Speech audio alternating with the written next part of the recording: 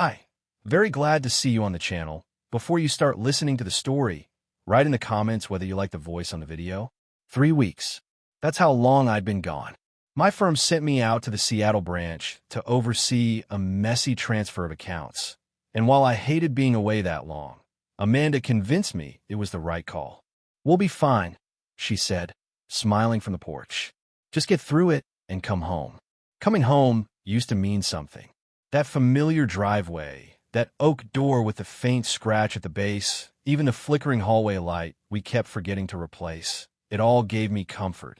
But when I pulled up this time, something fell off before I even turned the key. The porch light was on at full daylight. The curtains in the living room were drawn tightly shut. And my dog, Milo, didn't run to the door like he always did. It was Amanda who opened it, her face surprised in a way that didn't feel like the happy kind. "You're back early," she said, eyes darting past me as though expecting someone else to walk in. "I told you Tuesday," I said, stepping inside. She nodded too fast. "Right. I just thought you'd get in later tonight." The living room looked cleaner than usual. Too clean, like a showroom. Even the pillows were stacked in those symmetrical lines she only bothered with when guests came over. The scent of lemon cleaner was thick in the air, and I spotted a folded blanket on the edge of the guest sofa. That didn't mean much until I noticed the extra mug on the coffee table. Not hers. Not mine. It had a sports logo on it, one I didn't recognize. "Company?" I asked. She laughed a little too tightly. "Glenn's been watching the news in here. He left it, probably." Of course. Glenn, her stepfather. He and Amanda's mom had moved in while their house underwent a full kitchen and bathroom renovation, supposedly just for a month. But the project kept getting delayed, and now it was going on 7 weeks. They were decent house guests, for the most part, but I always found Glenn's energy strange. Too loud, too familiar with Amanda. I'd catch little things, like him touching her shoulder when she laughed, or how she'd hand him a drink before me at dinner. Harmless, I thought. Just odd. I didn't say anything, just nodded and carried my bags upstairs. The bedroom was untouched. The same framed photos on the dresser. Same slightly crooked painting above the headboard. But again, something felt altered. The pillows were perfectly shaped, the duvet tightened too precisely. Amanda's side of the bed looked untouched. I glanced at the hamper. Empty. Too empty. It wasn't her usual rhythm. That night, I unpacked slowly. She said she had a headache and went to bed early. Her mom and Glenn had already turned in.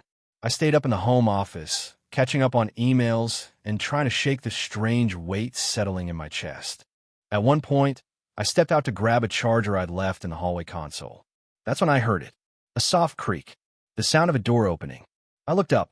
Amanda, barefoot in pajama pants, was slipping down the hallway, not toward the kitchen, not toward the bathroom, toward the guest room, the one Glenn stayed in. I should have called out, should have said something, but I didn't. I stood frozen in place, watching as she glanced over her shoulder once, then gently pushed the guest room door open. She didn't close it behind her. I waited. 5 minutes. 10. Then I moved quietly back to the office, shut the door, and sat in silence. Something snapped inside me. Not loud, not violent, just clean, like a quiet shift in gravity. I opened a drawer, pulled out the small GoPro I'd bought last month for a hiking trip that never happened, and held it in my hand. Tomorrow night, I'd set it up, because I didn't want to guess anymore. And whatever Amanda was doing in that room, I wanted the truth to tell me first. I didn't sleep much that night. Every sound felt louder than it should have. Floorboards creaking, pipes hissing, the distant hum of the refrigerator working overtime. But it wasn't the house that kept me up. It was the silence. The way Amanda had slipped back into bed like nothing happened, her breathing even and slow, as if she hadn't left our room at all. I lay there next to her, staring at the ceiling, pulse steady but cold. The charger sat untouched on my desk. I hadn't grabbed it, didn't need it anymore. I had a different plan. By noon the next day, she was humming in the kitchen, cooking eggs like she hadn't spent part of the previous night outside our bedroom. "You want coffee?" she asked, spinning the mug rack toward me. "Already poured one," I said. She smiled. "I didn't even hear you get up." I shrugged. Didn't sleep much. She looked up at me then, something flickering in her eyes, but it vanished quickly. Probably the time difference still messing with you. She went on with her day, casual and fluid. Spent an hour chatting on the phone with her cousin. Took her mom shopping in the afternoon. Everything looked perfectly ordinary. But that's what got to me, the choreography of normal. It was too smooth, like she was performing it now, not living it. That evening, I walked into the garage, found the GoPro box under the cabinet, and brought it inside. I installed the camera high in the corner of the hallway across from the guest room. Nestled between the crown molding and a fake fern Amanda insisted we needed for ambience. I tested the angle with my phone. Perfect. It covered the hallway cleanly, including both our bedroom and the guest door. I set it for motion activation, dimmed the LED, and left it alone. Nothing happened that night. Everyone turned in early. Glenn was the last to say goodnight, still in his t-shirt and pajama pants, yawning like a man with no secrets. Amanda curled beside me, said she was tired, and drifted off fast. I stayed up a little longer. Not watching, just waiting, but it stayed quiet. By the third day, something finally cracked. I was folding laundry in our room when I noticed the scent. Faint but specific cologne I didn't wear. It wasn't Glenn's either, at least not the kind he used to wear when they first moved in. This one was newer, sharper. I found the source tucked in the corner of our shared dresser. A small box wrapped in navy blue tissue paper, buried beneath a pile of scarves Amanda hadn't worn in months. Curious, I pulled it out. Inside was a sleek watch. A man style. Silver band, black face, understated and expensive. Tucked beside it, a card with no envelope. Handwritten, no name. You always look best in silver. That wasn't for me. I don't wear watches. Never have. I stared at it for a full minute, blood steady, mind racing through possibilities. Had she bought it? Was it a gift? If so, why hide it here? And who was it for? My first instinct was to confront her. But no, emotion burns too fast. Strategy lasts longer. So I ruined it. I didn't smash it. That would have been obvious. Instead, I pried open the back, ever so carefully, and removed the internal spring mechanism. A tiny component, barely noticeable to the untrained eye, but enough to stop the watch dead. Then I repackaged it exactly the way I found it, down to the alignment of the tissue paper folds, and returned it to the drawer. She'd never know. Not until it mattered. Later that night, I noticed her checking the dresser. Not opening it. Just hovering. She stood there for a beat too long, like she wanted to do something but thought better of it. I pretended to be asleep when she slid into bed, but I felt the tension in her back. The way she didn't face me, didn't touch me. The next morning, she was chipper again. Thinking of visiting the gallery later, she said over breakfast. You want to come? Can't, I said. Have some calls to catch up on. She smiled, unconcerned. No problem. Just thought I'd ask. And she was gone. I used the time to review the footage. The hallway camera caught everything. Every evening. Every movement. It wasn't Amanda sneaking down the hallway. It was Glenn. Twice, after everyone had gone to bed, he emerged from the guest room and disappeared briefly down the stairs. Then back again, each time within minutes. No one else stirred. Amanda stayed in bed the whole night. I fast-forwarded through the hours just to be sure. So what was that first night? A coincidence? Was I wrong? And the watch? Was it even meant for him? Later that day, I caught a glimpse of Amanda handing something small to someone at the front door. A man. Tall, well-dressed, not familiar. She closed the door quickly afterward. Delivery guy?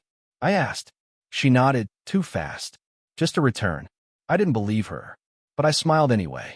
Because sometimes the truth isn't a question of who. It's a question of when.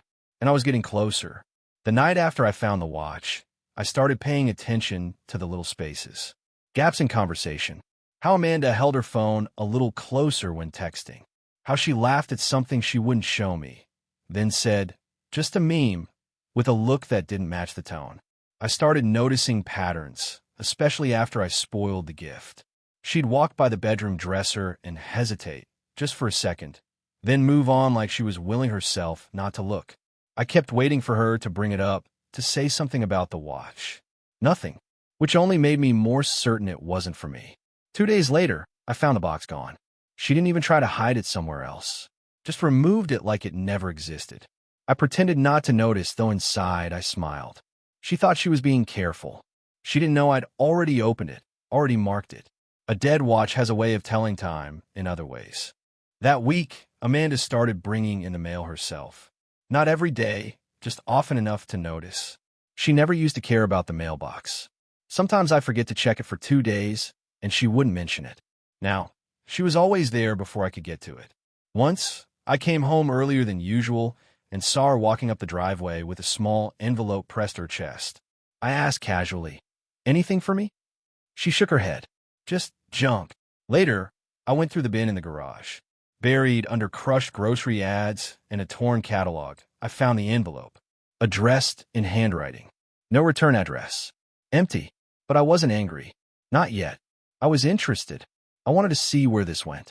That Saturday, Amanda left early, said she was helping her mom with something downtown. Glenn was in the garage all morning, sorting tools, humming some old tune off key. I kept to myself, made coffee, and waited for the opportunity I'd been circling for days. Her closet. I hadn't touched it since before Seattle. She kept a small lockbox on the top shelf, something I assumed was just old paperwork or jewelry. But the last time I walked by the door, it was slightly ajar. Curious, not careless, Amanda never left things open. I waited until Glenn took Milo for a walk and Amanda was still out. Inside the closet, I pulled the box down. It wasn't locked. Inside were 3 things. First, a folded note on thick parchment paper. "Let's keep this just between us," it read. "No one else needs to understand what we have." Second, a stub from a local concert that happened the week I was in Seattle. 2 seats, center aisle. I knew for a fact Amanda never mentioned going out that night. Third, a small velvet pouch containing a single cufflink. Black and silver. Elegant. Clearly not mine. I stared at it for a long time. Then I smiled. Quiet. Small. But real. I returned the note and the stub. Then I swapped the cufflink. I had one from an old thrift store costume I wore to a friend's wedding years ago. Gaudy, gold, with a fake jewel embedded in the center. I slipped it into the pouch, pressed it to feel the weight, and put it back in the box. Closed it. Returned it to its place. Let her find it later. Let her panic. That evening, she was fidgety. Unsettled.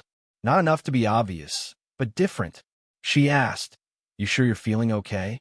"Fine," I said. "What?" "You've just seemed distant." "Work's been hectic," I lied. She nodded, eyes searching mine, trying to measure what I knew. But I didn't blink. The next morning, I checked the closet again. The box was gone. That afternoon, Amanda came up behind me while I was folding laundry. "We should get out soon," she said lightly. "A weekend away. Just us." "Oh." I raised an eyebrow. "That's sudden." "I miss you," she said. "It's been weird since the trip." "Weird. That's one word for it." I nodded slowly. "We'll figure something out." She smiled, relieved. But later, while she was showering, I reviewed the hallway camera again. I didn't expect to find anything new. But there it was. 2 nights ago. Amanda stepping out of our room after midnight, glancing both ways like a spy in a bad movie, then tiptoeing back into the hallway. Guest room door. Half open. She stepped in, stayed 15 minutes, then returned. I paused the video, stared at the screen. That was the second time. I could feel it now, rising like pressure under the floorboards. And I still didn't know who. But I knew it wasn't who I first thought. I knew the real answer was worse. Much worse. By now, I'd memorized every sound this house made at night. The creaks in the stairs, the hum of the fridge, the thud of the air vent kicking on. But nothing compared to the sound of Amanda's door clicking shut when she thought no one was listening. That soft latch had become a siren in my chest, telling me every lie I hadn't yet caught. I replayed the camera footage from the hallway for the 3rd time that week. Amanda's shadow moving silently, bare feet gliding across hardwood, always when the house was still, always toward the guest room. My eyes were locked on her silhouette, but my mind kept asking the same question. Who? The list of possibilities had narrowed.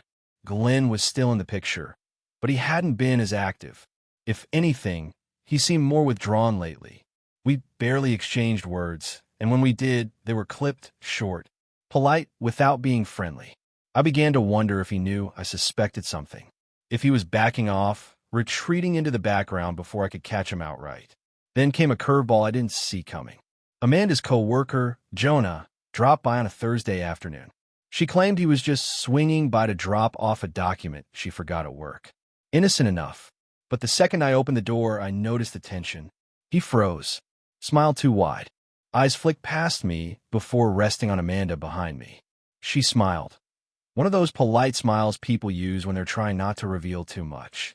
Jonah, thanks. You didn't have to come all this way.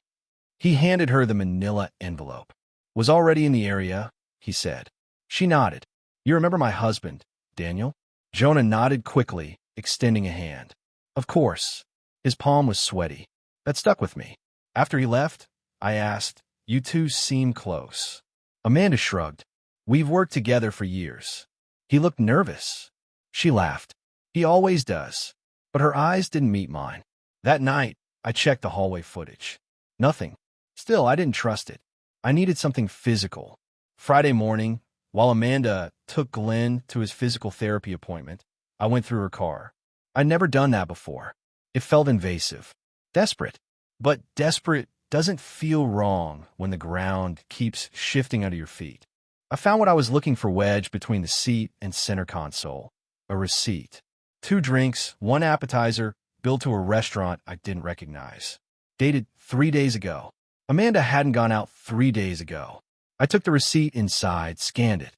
At the bottom, a name was scribbled in pen. Thanks for tonight, Jay. My heart pounded. Jay, Jonah? I waited for her to get home.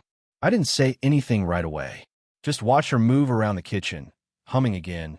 The same tune she always used when she wanted to fill the silence. Then I dropped it on the counter. What's this? I asked. Her eyes flicked to it, then up to me. Where did you get that? Your car, where it was jammed into the seat. She stared at it like it might vanish. I folded my arms. Who's Jay? She picked it up, turned it over like she needed more angles to form a lie. Then she exhaled.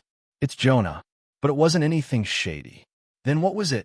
He needed to talk about work. He's having issues with his fiancée. He didn't want to talk in the office. And you're his therapist now. She frowned. Don't be dramatic. That wasn't dramatic, I said. That was direct. She stiffened. I didn't tell you because I knew you'd overreact. That's not a reason. That's a confession. We stared at each other, a full beat of silence. She turned away. I'm going to shower. I watched her walk out of the room, shoulders tight, fists clenched. I felt the rage boiling, but I didn't act on it. Not yet. I needed more. I checked the car's GPS history, something she never thought I'd look at. But the timestamp showed she never went near that restaurant. Not that day. That's when it clicked. The receipt wasn't hers. It was planted, or left by accident. I checked the guest room trash bin. There, half buried under tissues, was another receipt. Same restaurant. Same total. Same day. But this one was addressed to G. Walker. Glenn. Not Jonah. Not even close. I backed up the hallway footage again. Amanda's movements. Late. Silent. She hadn't gone to meet Jonah. She had waited for the house to go still, then gone to Glenn's room. And the door had stayed open just a crack. Enough to confirm what I didn't want to believe. It wasn't some new man. It wasn't some innocent coworker. It was someone already inside the house. Already inside the family. And now I had a target. The hardest part wasn't what I knew. It was what I had to pretend I didn't. Every breakfast after that, every shared glance across the table, every casual smile Amanda gave her mother or Glenn, it all became a performance I had to match. I had to keep my expression still, my voice steady, my hand from shaking when I handed her a coffee mug. I started counting her lies, not in words, but in pauses. She was careful now. Too careful. As if she'd sensed the walls shifting.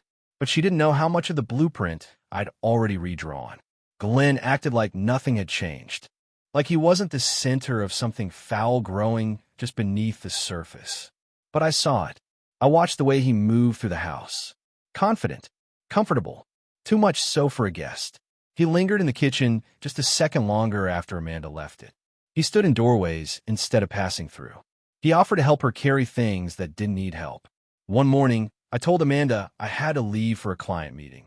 I drove 2 blocks, parked, and walked back through the alley behind the house. I knew Glenn would stay behind.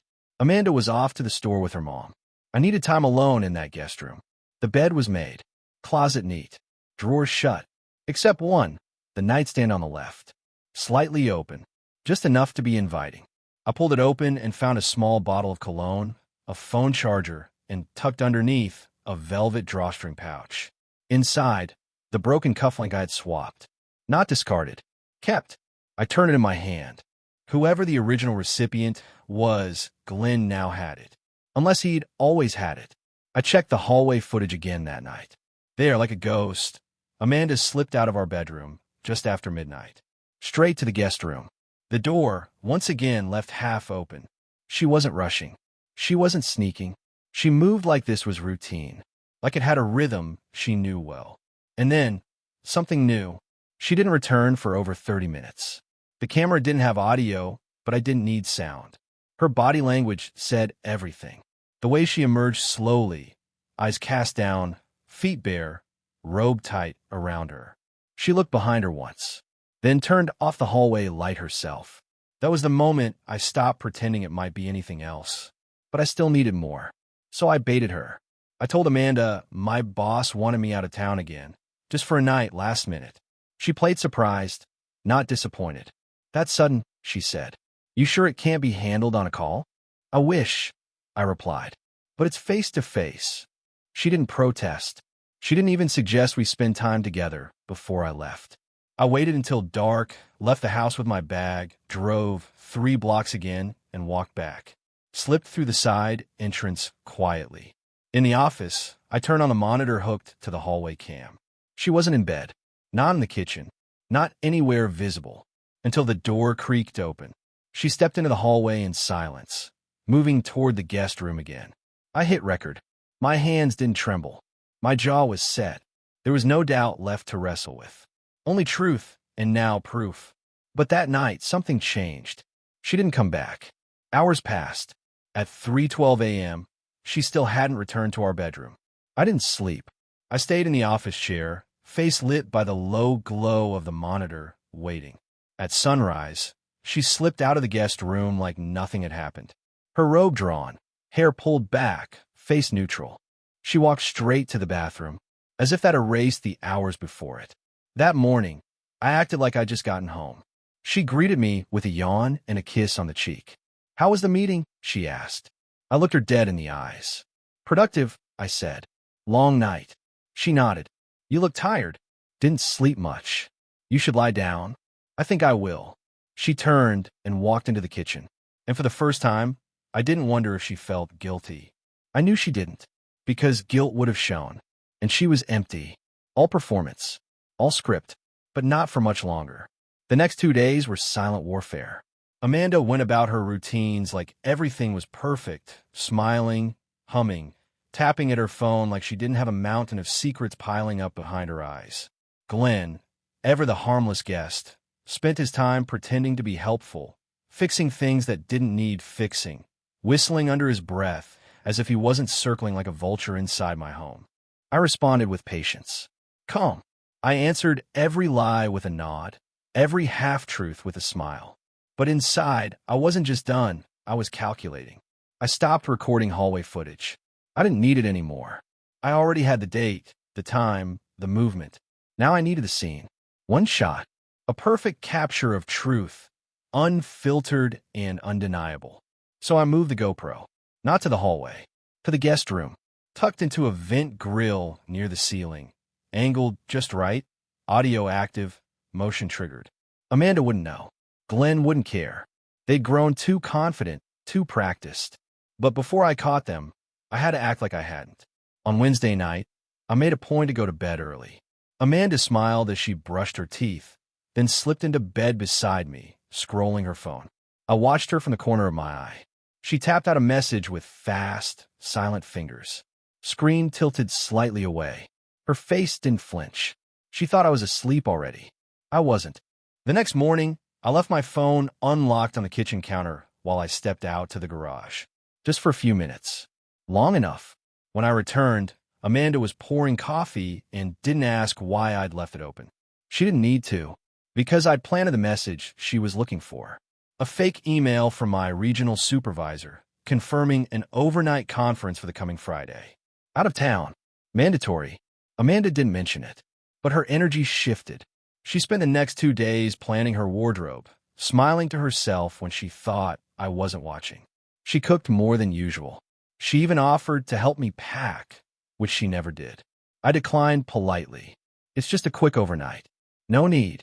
She didn't argue. Friday came. I left by 6 p.m., suitcase packed, car rolling down the street. Then I circled back, parked in the shadows, entered through the back door. I didn't make a sound. I spent the next hour in the home office, watching the live feed from the guest room vent cam. At exactly 10:48 p.m., Amanda entered. No knock, no hesitation. She wore that same navy robe, her hair loose, bare feet silent against the hardwood. She stood by the bed, waited. Then Glenn appeared in the doorway. He didn't speak. He walked in like he owned the room, like he belonged there. She reached for him, said something I couldn't quite make out, but I didn't need the words. The expressions said everything. He laughed, that same crooked grin, and she didn't flinch. The camera captured all of it, and I hit record. I stared at the screen as the scene unfolded, watching the two people who'd twisted the truth until it wrapped around itself and tried to pass as normal. Watching Amanda's face, knowing it was the same one that smiled at me every morning, the same one that had said "I do" with such ease. Watching Glenn, who had toasted me at our wedding, laughed at my jokes, called me son. Now he was stealing glances at my walls like he was testing how long he could live here. But this wasn't just betrayal. It was theater, and I had the final act in hand.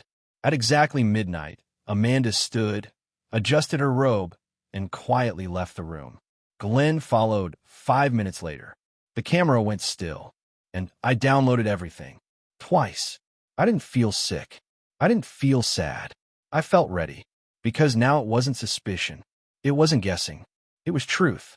And truth, when exposed properly, is louder than anything they could possibly say. Amanda didn't suspect a thing when I returned the next morning, suitcase rolling behind me. She kissed my cheek. "You look tired," she said. "Didn't sleep much." She smiled, turned to make eggs, and I knew exactly what I'd serve for her birthday. I had never understood the phrase "the calm before the storm" until that weekend.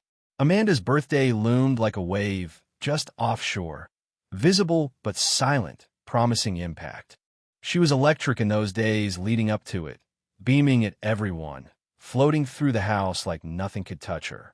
She called her mom, invited her sister, confirmed Glenn would be there, of course. "He wouldn't miss it," she said with a wink. I smiled. I'm sure he wouldn't.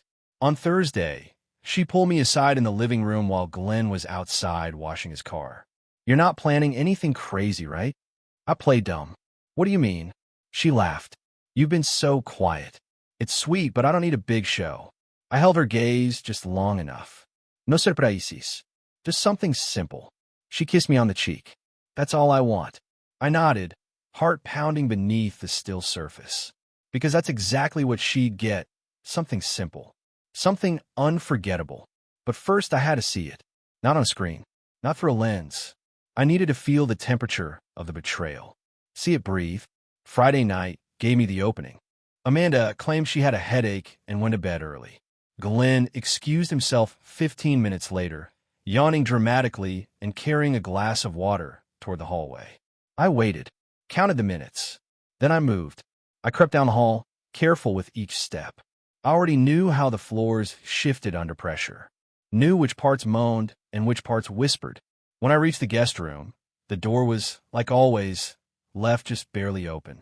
A crack of light slipped through the edge. I crouched to the side and leaned in silent. I didn't need long. Amanda stood near the bed, robe already undone. Glenn was sitting, shirtless, his hand reaching up toward her waist. They whispered, laughed. She glanced at the hallway briefly, then shook her head. "He's out. He always sleeps like a rock after those conference trips." My blood didn't rush. It cooled. I stood, breathed, and stepped back, quiet as air. I didn't need to hear more. I didn't need to watch them another second. I'd seen enough. Back in the office, I replayed the footage I'd already taken, compared it to what I'd just seen. The angles were perfect, the lighting clear, the audio crisp. Every line now had a timestamp. The next morning, I made eggs. Amanda joined me in the kitchen wearing a sweatshirt she hadn't worn in months, one of mine. She poured herself coffee and hummed. "Did you sleep okay?" she asked, voice light. "Like a rock," I replied. Glenn walked in not long after, fresh from a shower, hair combed, same grin. "Morning, Daniel." "Morning, Glenn." Neither of them blinked. Neither of them knew. But that night, I was going to change. Amanda's birthday landed on a Sunday. She wanted it to be casual but elegant, which in Amanda's speak meant 3 dozen candles, carefully curated playlists, and two mini wine bottles already lined up by noon. I didn't argue. I helped arrange chairs, cleared the backyard for overflow, answered the door when guests arrived. Her mother brought flowers. Her sister brought dessert. Glenn brought nothing but his smirk and a fresh shave. "Big day," he said, clapping me on the shoulder like I was the brother he never had. "You ready?" I looked him straight in the eyes. "I've been ready a long time." The sun dipped low, bathing the house in soft amber as laughter spilled from the dining room. Amanda floated through it all like a queen on her birthday throne, hugging, laughing, sipping from a wine glass that never emptied. She kept reaching for Glenn. Subtle, almost imperceptible touches. A hand on his arm as she laughed. A glance she thought no one noticed. But I did. I noticed everything. When the cake finally came out, the energy shifted. Everyone gathered. I dimmed the lights. Amanda stood in front of the cake, candles flickering, eyes gleaming. "Wait," I said, raising a hand. "Before we blow out the candles, I've got something." She turned, surprised. "Daniel." I stepped toward the wall, where the projector I'd quietly installed earlier was already warmed up. I clicked the remote. I figured we'd show a little home movie. Just a few highlights from this year. Laughter, curious murmurs. Amanda blinked, caught between flattered and confused. "Seriously?" "Seriously," I said. "Just watch." The screen glowed to life. The first few slides were safe. Photos of family dinners, a weekend getaway, her laughing in the kitchen, Glenn on the back patio grilling burgers. Familiar scenes. Harmless. She relaxed. Everyone smiled. Then came the hallway stills. One by one. Amanda stepping out of our room. Into the guest room. Doors left ajar. People began shifting in their seats. A few chuckles died in their throats. "Daniel," Amanda said, louder this time. "What is this?" I didn't answer, because the video was already rolling.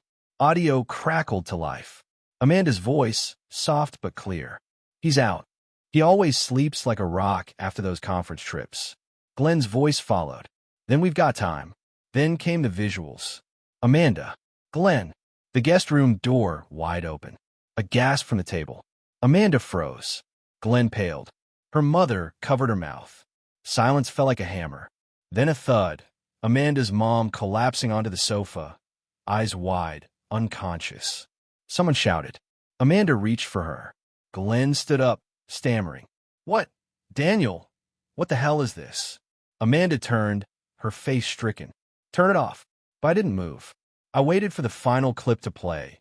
Amanda adjusting her robe, walking silently out of the room, glancing both ways before slipping down the hall. Then I killed the projector. No one spoke. Amanda stood frozen, one hand still covered in cake frosting from where she'd grazed the side of the untouched dessert. I stepped forward and placed a folder on the table. Annulment papers. Signed. Stamped. I turned to Amanda, voice low and even. "I'm keeping the house. You keep your little family secret." Her eyes flooded with tears. She didn't speak. Couldn't. Then I handed the small SD card to her mother, who was now sitting up, breathing hard, hands trembling. "That's yours," I said. And then I walked out. No raised voices. No plats thrown. Just truth. Laid border. The quiet kind of destruction that can be rebuilt. Thank you for listening to the end. I hope you enjoyed it very much. Don't forget to give a like, and tell us in the comments what you would do in such a situation.